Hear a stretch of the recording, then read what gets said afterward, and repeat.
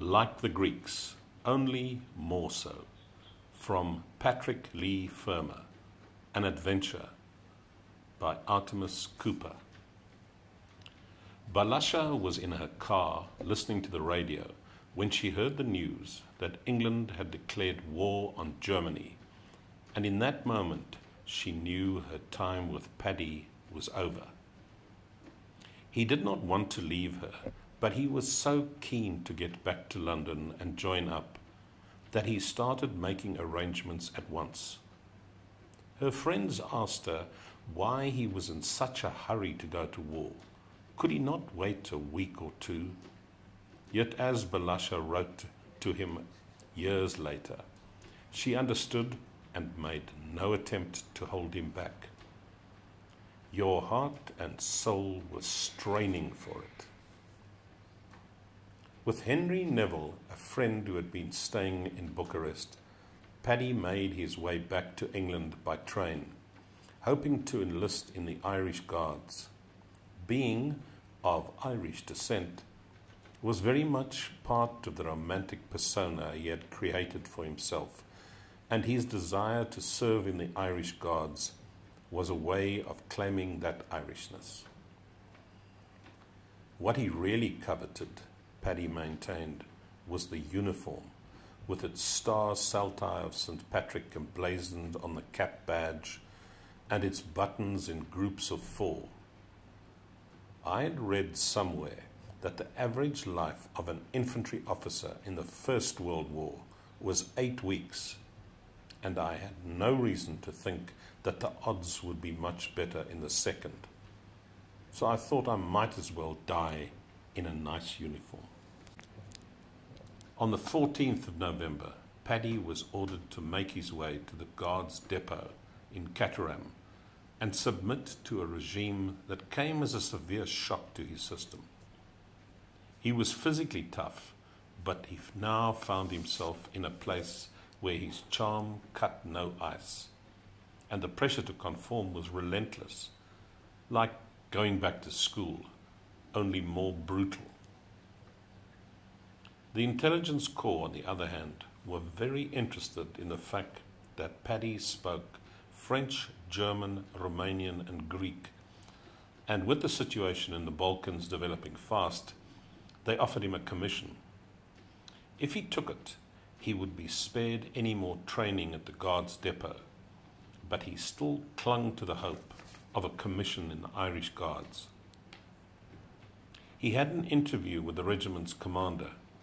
There was no opening for him in the Irish Guards at present, Lieutenant Colonel Versey told him. Indeed, he might have to wait for months before the opportunity arose. Although most regiments at this time were desperate for young officers, Versey was in no hurry to commission this particular cadet. One of Paddy's reports had described his progress as below average.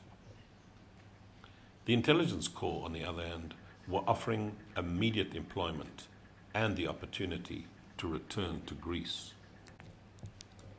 The final prophetic remarks on Paddy's report were written by his commanding officer, Lieutenant Colonel R.C. Bingham. Quite useless as a regimental officer, he wrote, but in other capacities he will serve the army well.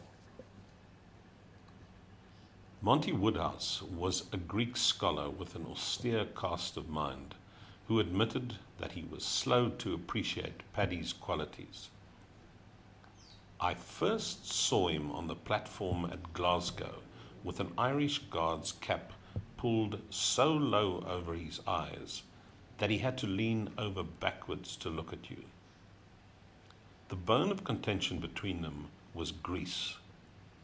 Woodhouse, who had a double first in classics from Oxford and had studied in Athens, was an academic.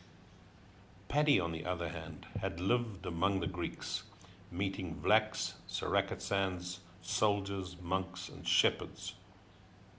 As Paddy put it, this was always the real root of the friction, a constant, jealous, unarmed struggle as to who had the greatest propriety rights to Greece. At Gibraltar, they were transferred to the cruiser HMS Ajax and went on to Alexandria. Then, on the final stretch to Athens, they stopped at Suda Bay in Crete to refuel. The ship would not leave for another 3 hours, so Paddy suggested to Woodhouse that they visit the island's western capital, Chania.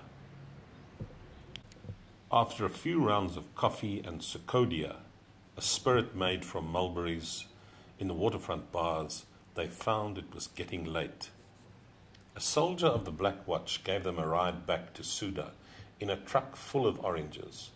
Very drunk, he lost control of the truck and it overturned, sending an avalanche of oranges bouncing into the dust. Woodhouse and the driver were unhurt, but Paddy, who had been thrown out of the back with the oranges, was covered in blood from a gash to the head.